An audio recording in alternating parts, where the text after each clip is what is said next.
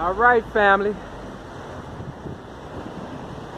It's your ghetto news reporter, Mary Lee. I'm in Chicago, 1335, at the Piano Forte store.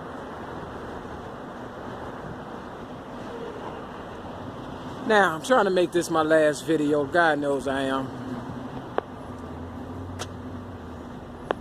Now, all my real Mary McAmyras, you know my story by now.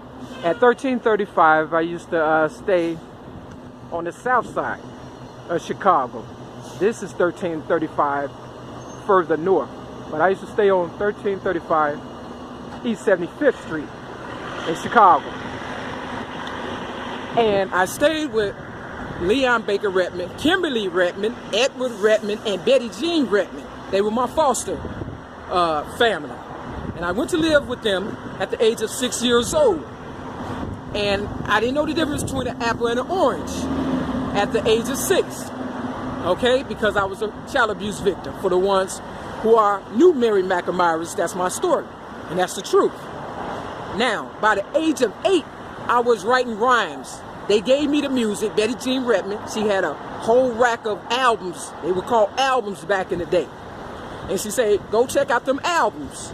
And, you know, I got attached to the Staple Singers. I didn't see no Michael Jackson or the Jackson 5s, none of that. And I always wondered about that now. You understand what I'm saying? But I got attached to the Staple Singers or whatever. And, you know, the song I'll Take You There, they say, Mary, play your piano now. The reason why they say that, because art imitates life. Now, at this address, not this one right here, but the one 1335 East 75th Street, on the south side of Chicago, Leon Baker Redmond, his father, who was almost 100 years old, we had gone over his house somewhere in Chicago. He was supposed to be my godfather, and, you know, the family left me with, you know, his father, the godfather, and I wanted to learn how to play the piano.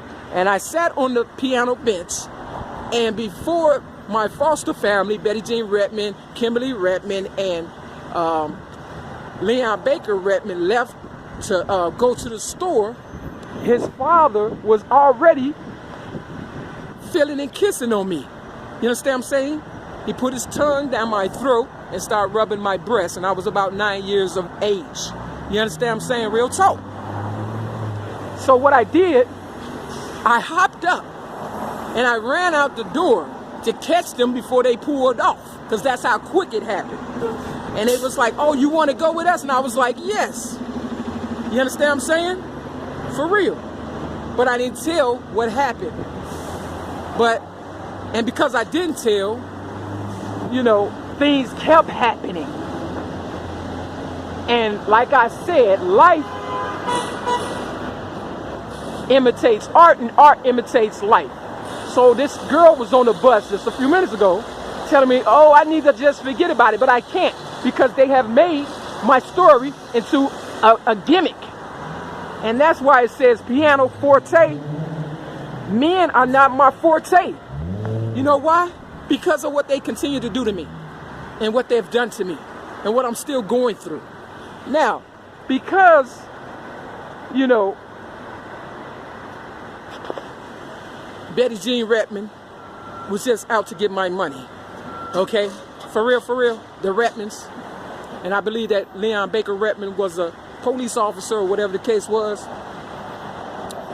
I only stayed with them for about 4 years, from about 6 to about 10. You know, and, you know, Betty Jean Redmond told me one day, because people was harassing me at school, James Madison Grammar School, elementary school on Dorchester, right off of 75th Street. They said, if somebody bother you, just pick up the first thing you see and hit them with it, right? So it was snowing one time, and we was at recess, and someone hit me in the face with a snowball, and it just so happened to be a baseball bat in the snow on the playground at recess. So I picked up the first thing I saw, and I hit the first person that I saw, which was a boy, with the bat. You understand what I'm saying? Because that's what she told me to do.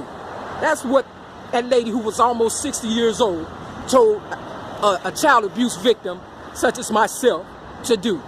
You know, by that time, I had been raped by 5 guys. You understand what I'm saying?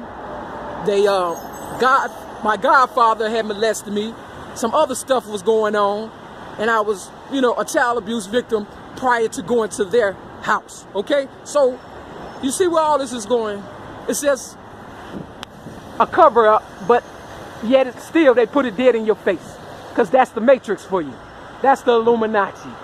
That's how they get all the millions and billions of dollars. And because they knew I was becoming somebody as far as the pioneer of rap. You understand what I'm saying? Because that's what I used to do with the music that she told me, Betty Jean Rettman told me to listen to. I used to listen to the music, change the words around. By this time, I'm 8 years old. I used to change the words around and make rap stories, okay? And one time I was writing with my left hand, and she asked me, she said, why are you writing with your left hand when you are a right-hand person? And I said, if something happened to my right hand, I want to still be able to write. You understand what I'm saying? That was a genius answer for somebody who didn't know the difference between the apple and the orange at the age of 6 when I moved in with her. You understand what I'm saying? My higher power told me to tell her that. So she must have looked at all my writings, okay, and saw that I was somebody. I don't know what I wrote back then, but it must have been a genius. You understand what I'm saying? So they created a scenario, a problem. You understand what I'm saying? So people could make me the victim. The victimizer, I should say. And they become the victim. But nobody makes billions and billions of dollars without the truth. You understand what I'm saying? So I gave my story years later to Oprah Winfrey, okay, in 1984. And they made her the so-called queen of talk. You understand what I'm saying? Nobody gets billions of dollars for sitting on their ass just talking, okay? I've done some of everything to tell my own story, okay? Real talk. But more so than anything, I've worked my ass off to earn the right to tell my story. And others, such as myself, child abuse victims and people that suffer from domestic violence. Even guys suffer from domestic violence and child abuse. So not only am I speaking for myself, I'm speaking for every race, color, creed, whatever that's out there that has gone through it and that's still going through it and still fighting to tell a story. Everybody don't live to tell a story. And that's why they've been trying to kill me. But because I am such a good writer and I am a phenomenon, you understand what I'm saying? More so than anything, they can't understand how I'm still alive. I can't even understand it. You understand what I'm saying? It's a miracle. That's all it is. That's all I can say. For real. And I don't know how this is going to end. But for my real Mary Mac admirers, don't ever give up. Don't give in that easy. Because they want to see you drinking, drugging, smoking, and giving up. Then they win. You understand what I'm saying? Leon Baker Rettman and his father was wrong. And Betty Jean Rettman, whom I admired a lot and thought she was my friend, she was wrong. But at one point in her time of life, she told me, she said, this is going to hurt me more than it hurts you. And now I know what she means by that. You understand what I'm saying?